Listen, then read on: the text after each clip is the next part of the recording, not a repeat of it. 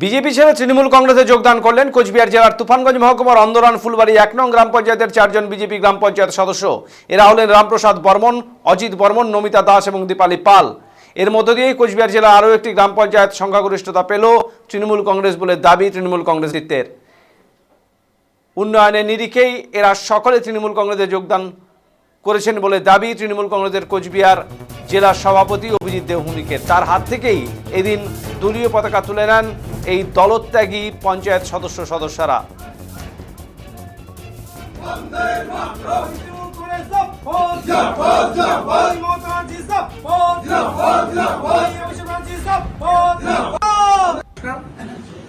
আরেকটি নতুন সুখবর, ইতিমধ্যেই 24টি অঞ্চলের মধ্যে বিজেপির দখলে থাকা কুচবিহার জেলার 24টি অঞ্চলের মধ্যে 13টি অঞ্চল তৃণমূল কংগ্রেসে যোগদান করেছে। আপনারা জানেন, আজকে অন্দরান ফুলবাড়ি 1 এটা তুফানগঞ্জ বিধানসভা কেন্দ্রের অধীন গ্রাম পঞ্চায়েত।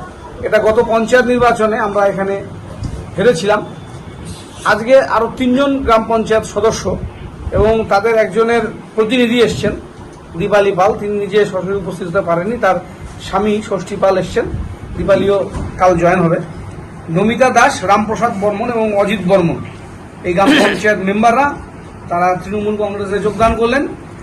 এর ফলে আমরা এই অঞ্চলে সংখ্যাগরিষ্ঠ হলাম এবং আমরা আশা করব আরও কিছু পঞ্চায়েত মেম্বার যারা আমাদের যোগাযোগে আছেন তারাও খুব শিগগিরই তৃণমূল কংগ্রেসে যোগদান করবেন। আমি আগেও বলেছি যে এনাদের দায়বদ্ধতা আছে মানুষের সাথে। তৃণমূলকে গত পঞ্চায়েতে তাদের বুথে হারিয়ে তারা জিতে এসছে, কাজে তাদের গ্রহণযোগ্যতা, তাদের অ্যাকসেপ্টেবিলিটি এলাকাতে আছে। তার জন্যই আমরা এদেরকে যোগদান করাতে আগ্রহী। যার ফলে নমিতা দাস, রামপ্রসাদ বর্মন এবং অজিত বর্মন এনারা যারা আছেন এবং দীপালি, তাদেরকে আমরা দলের কাজে ব্যবহার করতে চাই এবং এই বুথগুলোতে মানুষ এখানে আমরা বহুদিন থেকে বিজেপিটা করাতে কি দেখলাম যে বিজেপি মানে মূল যে সংগঠন আমরা পাচ্ছিলাম না আর কি। ঠিক আছে, এদিকে যে আমরা যে আমাদের এলাকায় যে নির্বাচিত পঞ্চায়েত আমি তারা ভোট দিয়েছে নিশ্চয় কিছু আশা পাওয়ার জন্য, চাওয়া পাওয়ার জন্য, সেটুকু আমরা করতে পারি নাই। তা আজকে এই জেলা সভাপতির কাছে একটাই অনুরোধ, আপনারা আশীর্বাদ করবেন আমরা যেন আগামী দিনে যে উন্নয়নমূলক কাজগুলো যেন ভালোভাবে করতে পারি, মানুষকে যেন পরিষেবা ঠিকভাবে দিতে পারি, এইটুকুই আর কি। আপনাদের এলাকায় তো করলেন মমতা ব্যানার্জির উন্নয়ন আমাদের ভালো লাগছে, আমরা মানুষের পাশে থাকতে পারি সেই জন্য।